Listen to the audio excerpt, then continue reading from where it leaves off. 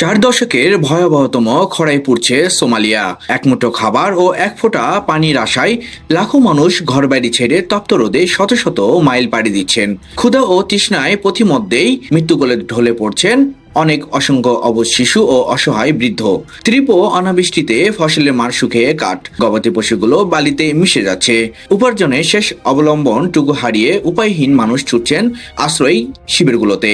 কিন্তু সেখানে প্রতিদিন হাজার হাজার বাস্তুচ্যুত মানুষের ভিড় বাড়লেও পর্যাপ্ত খাবার ও চিকিৎসার ন্যূনতম কোনো ব্যবস্থা নেই। 5 বছরের কম বয়সী শিশুরা চরম অপুষ্টিতে কঙ্কালসার হয়ে ঢুকছে।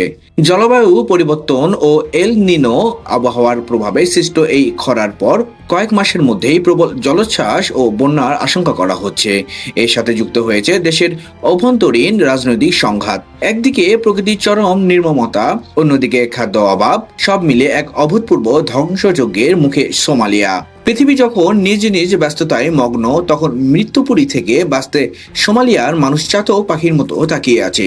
এই চরম মানবিক সংকটে তাদের প্রাণ রক্ষায় আজ বিশ্ববাসীর দ্রুত ও কার্যকর সহযোগিতার হাত বাড়িয়ে দেওয়া অত্যন্ত জরুরি।